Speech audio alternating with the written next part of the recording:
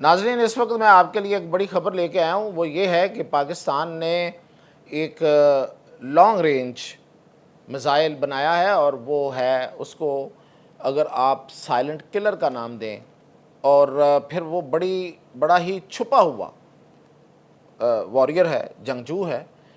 और इसकी रेंज जो है वो कहाँ तक है, अगर उसको लाहौर से, इस्लामाबाद से, मुल्तान से, रावलपिंडी से लॉन्च करें तो किन किन एरियाज़ को हिट करता है, यानी कि पूरी अपने इर्द गिर्द, और उसमें ख़ास तौर पे इंडिया। तो ये इसकी डिटेल मैं आज आपको बताता हूँ, और इसका नाम है फ़तेह 4, हमारा मिसाइल फ़तेह 4। अब इसकी जो ख़ास ऐसी खसूसियात हैं जो बाकी मिसाइलों में नहीं हैं, और इसकी वजह से वो इनको दूसरे मिसाइलों से मुमताज़ करता है और मुख्तलिफ करता है, और ख़ित्ते में ऐसा मिसाइल मौजूद नहीं है। इसकी डिटेल ज़रा सुनिए, और वो क्या कहते हैं कि अगर आपको पसंद ना आए तो ज़रूर बताइएगा, क्योंकि ये बहुत ही बड़ी कामयाबी है मियां ताहिर। तो सबसे पहले तो मैं आपको बताऊं कि ये जो फ़तेह 4 है, इसको हमारे पास पहले, हमने, आपको याद होगा कि जब हमने इंडिया का जो ऑपरेशन सिंदूर है उसका जब जवाब देना था, तो अपने ऑपरेशन बनियानुल मरसूस को जब शुरू किया, तो हमारा सबसे पहला जो मिसाइल फायर हुआ था वो फ़तेह था, फ़तेह 1। और उसी मिसाइल ने दरअसल जो इंडिया के कुछ ब्रिगेड हेडक्वार्टर्स और कुछ एयर बेसेस उधमपुर में, उनको हिट किया था, और बड़ी कामयाबी से किया था। और ये मिसाइल जो है ये इंटरसेप्ट नहीं हुआ। इंडिया के कुछ दावे बाद में इस पे आए। शुरू में उसने इन मिसाइलों के इंटरसेप्ट होने के दावे भी नहीं कर सके थे। तो बाद में तो उन्होंने, खैर, और भी बहुत कुछ कह रहे हैं, तो बाद में कहने की क्या अहमियत होती है। तो इसमें एक तो ये मैं आपको बताऊं कि सबसे पहले तो ये है कि ये मिसाइल जो है ये बड़ा ही, एक तो मैंने इसकी आपको बता रहा हूँ कि इसकी जो रेंज है वो 750 किलोमीटर है। ये सरफेस टू एयर है, सरफेस टू सरफेस है, यानी कि ये सरफेस से फायर करेंगे तो हवा में भी ये निशाना बनाता है किसी भी उड़ती हुई चीज़ को या किसी ठहरी हुई चीज़ को, क्योंकि हवा में कुछ एयरप्लेन्स जो होते हैं वो खड़े भी होते हैं, वो कई कई घंटे खड़े रह सकते हैं। और फिर ये कि ये एक सरफेस से दूसरी सरफेस पे, यानी कि दूसरी सरजमीन पे जाके ये हिट करता है। तो ये 750 किलोमीटर इसकी रेंज है। अब इसकी रेंज के हवाले से तो मैं आपको बताता हूँ आगे जाके वो कहाँ कहाँ हिट करेगा, लेकिन इसकी जो एक और बड़ी अहम खूबी है वो ये है कि ये 50 मीटर ऊपर उड़ता है, उससे ऊपर भी उड़ सकता है, जो भी इसकी आप एलिवेशन रखें, बुलंदी रखें, लेकिन 50 मीटर ऊपर तक ये, यानी कि ये बिल्कुल आप समझें कि कोई एक छोटी सी पहाड़ी जो है ना, उसके लेवल पे ये उड़ सकता है। तो इसीलिए इसको टेरेन हगिंग मिसाइल भी कहते हैं। हग करना होता है जफ्फी डालना। ये पहाड़ों के सिलसिले होते हैं, इनके साथ साथ इनके अंदर अंदर मूव कर सकता है, यानी कि इस अंदाज से, इस खुफिया अंदाज से, इसलिए इसको साइलेंट किलर मैंने शुरू में कहा कि इस खुफिया अंदाज में ये उसके अंदर मूव करेगा कि किसी को एहसास भी नहीं होगा कि कोई मिसाइल यहाँ घूम रहा है, उसी हाइट पे। और अगली बात बताता हूँ आगे, फिर ये साइलेंट क्यों है वो भी बताता हूँ। तो हाइट पहले समझ लें आप।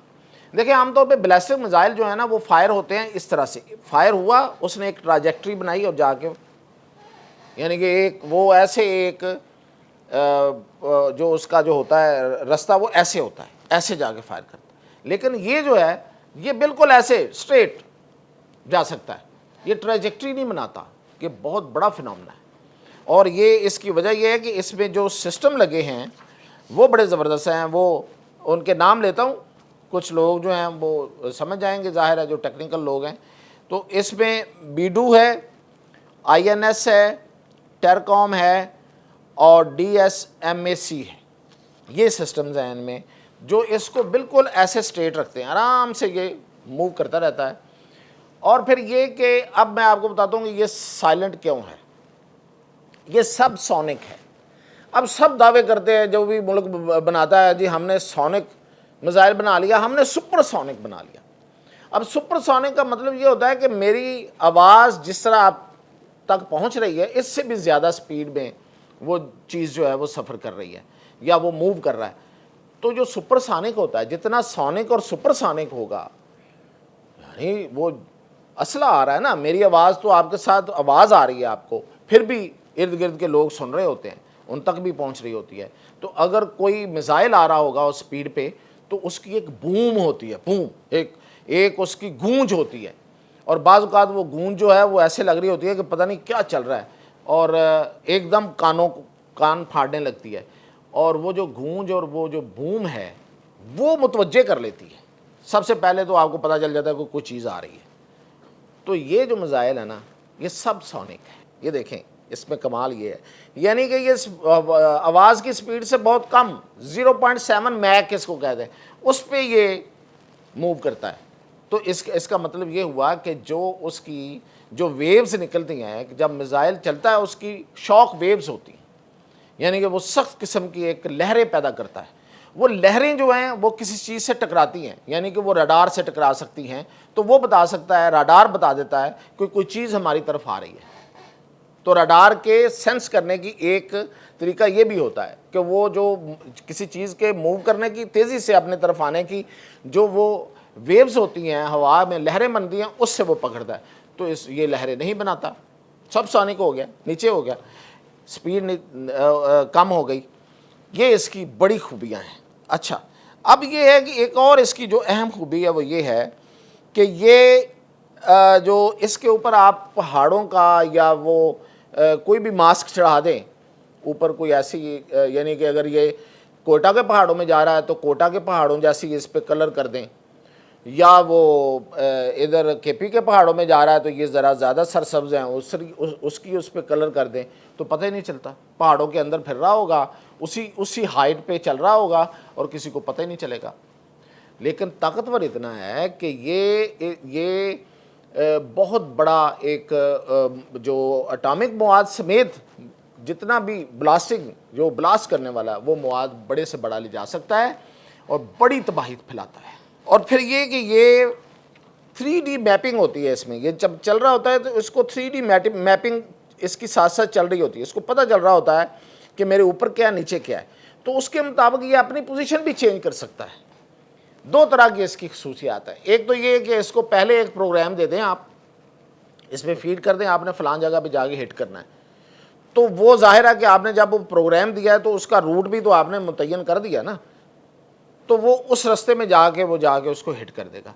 एक ये है कि इसकी आप लाइव प्रोग्रामिंग आपके पास रखें, तो ये जो जा रहा होता है साथ साथ, तो ये 3D मैपिंग पीछे दे रहा होता है, तो पीछे जो मिसाइल को कंट्रोल करने वाली जो भी पोजीशन होती है उसको पता चल रहा होता है कि इस वक्त इसकी क्या पोजीशन है, आगे कोई रुकावट तो नहीं आ रही, तो रुकावट आ रही होगी तो वो इसको उठा देगा या उसको नीचे कर देगा। कमाल है, ये हवा में कंट्रोल हो सकता है, फायर होने के बाद कंट्रोल हो सकता है। ये पाकिस्तान ने वैसे मुजाहरा पहले भी किया है, ये कोई पहली दफ़ा नहीं करने जा रहा। और सबसे बड़ी बात ये बताऊं कि ये पाकिस्तान का अपना मिसाइल है, खुद बनाया हुआ, पाकिस्तान के अंदर पाकिस्तान का जो मिसाइल प्रोग्राम है ये उसका बनाया हुआ मिसाइल है। और ये मैंने जैसे आपको बताया कि ये 3D मैपिंग भी कर सकता है और इसकी प्रोग्रामिंग ऑलरेडी भी हो सकती है, पहले भी हो सकती है। और ये मिसाइल जो है अब ये कहाँ निशाना बनाएगा, अभी आप स्क्रीन पे ये नक्शा देख रहे हैं, ये जो गोल दायरा आपको नज़र आ रहा है, ये इसका मतलब ये इसकी रेंज है, इसका रेडियस है। तो ये कहाँ से फायर हो सकता है, मुमकिन मैं आपको मकामात बता देता हूँ, इस्लामाबाद, लाहौर, रावलपिंडी, मुल्तान। और अगर इन जगहों से फायर होता है कराची, तो फिर ये इंडिया के नार्दर्न यानी कि शुमाली इंडिया के शुमाल में दिल्ली को निशाना भी बना सकता है, यूपी को निशाना भी बना सकता है, लखनऊ को निशाना बना सकता है, आगरा को भी निशाना बना सकता है। और वेस्ट ऑफ द इंडिया यानी कि इंडिया के मगरब में, जो इंडिया का मगरब है, उसमें अहमदाबाद और जयपुर को निशाना बना सकता है। और फिर ये कि सेंट्रल इंडिया का जो दरमियान है, उसमें भोपाल है, उसमें इंदौर है, इनको निशाना बना सकता है। और मैंने जैसे बताया कि ये अल्ट्रा लो अल्टीट्यूड पे जाता है, इतनी कम बुलंदी पे सफ़र करने वाला मिसाइल अभी तक नहीं है। तो इससे पाकिस्तान की मिसाइल में जो ताकत है, मिसाइल प्रोग्राम की जो कामयाबी है, वो इंडिया से ज़्यादा हो रही है। इस मिज़ाइल के ऐड होने से। वैसे तो एक और मिज़ाइल भी शायद कुछ दिनों तक सामने आ जाए, लेकिन वो उसको एक बहाने की ज़रूरत है, और वो बहाना जो है वो मैं आपको फिर बताऊंगा। वो इन्हीं दिनों चल रहा है, उसमें मदद भी हमारा दुश्मन ही कर रहा है। तो उसकी तफसीलात मैं फिर अगले प्रोग्राम में। तो अब तक के लिए इतना था, इजाज़त दीजिए।